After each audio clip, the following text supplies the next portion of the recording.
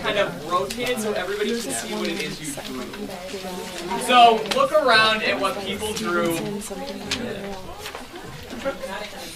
Now, here's the funny thing, is that there's a couple of things at play here. Either you're much better communicators than I anticipated, or you're much better artists than I anticipated, because the drawings were disturbingly on target. Ethan, go to the next slide. Thank you. What was I trying to prove with this? But maybe it didn't.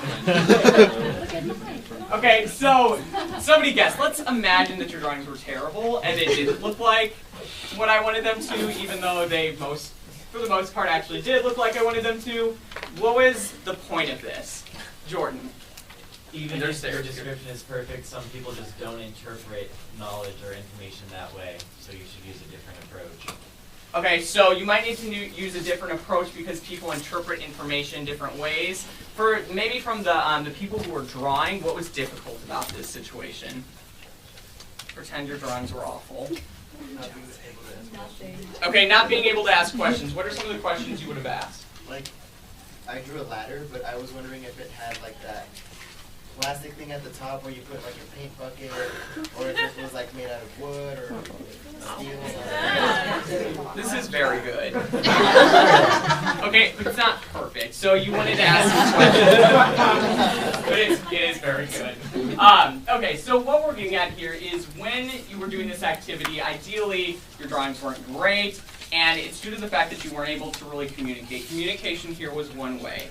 And so what we're talking about in this session is how you allow your students to communicate with you, and they don't always do that proactively, so you have to be checking for their understanding throughout this. So let's go to the next slide.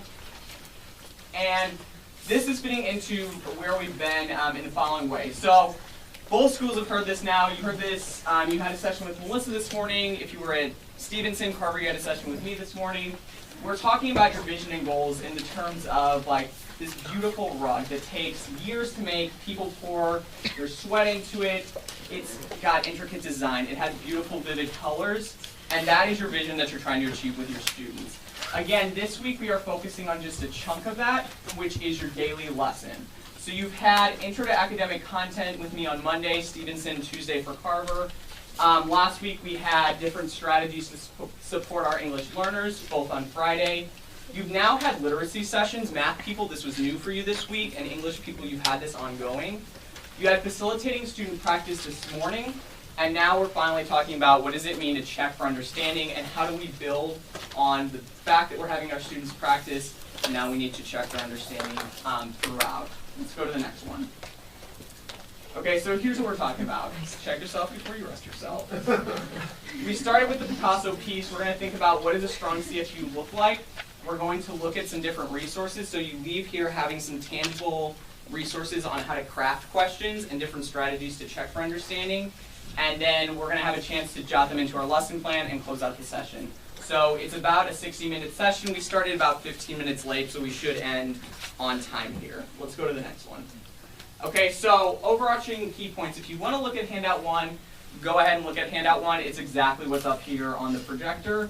But in your lesson, no one is teaching if no one is learning. Okay, and when you think about that, when you think about the phrase, no one is teaching if no one is learning, that is the heart of checking for understanding.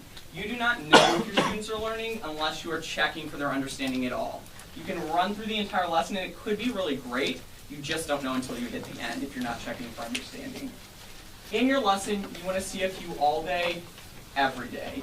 I remember when I was in institute, it was hard for me to determine like where's the appropriate place to put, that's very bright, where's the appropriate place to put a check for understanding, and there was never a clear answer. It was never like you put it at the end of this, you put it at the end of this, or like you open this section with it. That's because they're interwoven throughout your entire lesson. You want to build in as many checks as possible and have them be very purposeful. Checks for understanding. It is a question. It could also be a task, though. So you could have your students do something to demonstrate that they've understood it. In math, I think the obvious answer is to have them do a problem, and they can show you the evidence that they've solved the problem.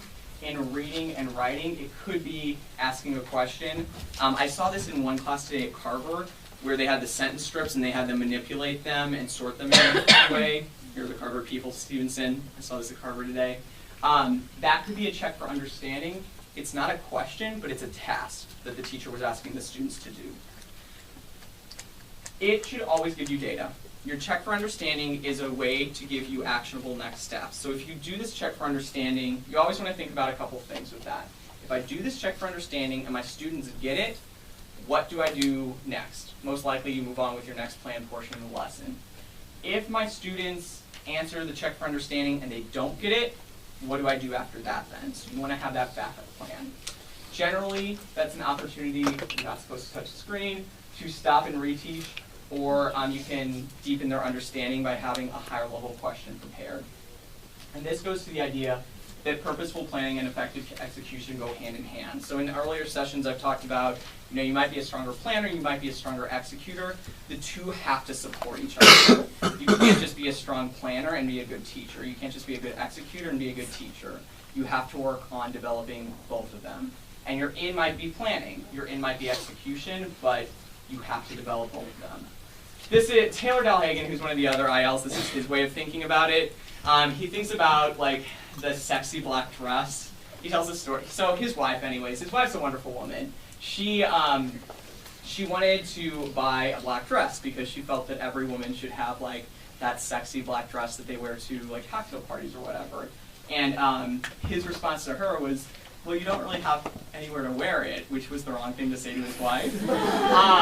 But he was right. The sad part is he was right, and then they went on a date and she got to wear her black dress. But the idea is, if you have this black dress, that's like having an excellent plan, but if you don't have anywhere to wear it, then it's going to fall flat and never come alive. So you've got to buy the sexy black dress, you have to have the plan, and you've got to have some place to wear it. You've got to execute the plan too. They go hand in hand. Don't bring it up to him. It's apparently still like a sore subject. It just happened a couple months ago. But he uses it in this PowerPoint. His wife does not know that he uses it in this PowerPoint. Go ahead and go to the next one.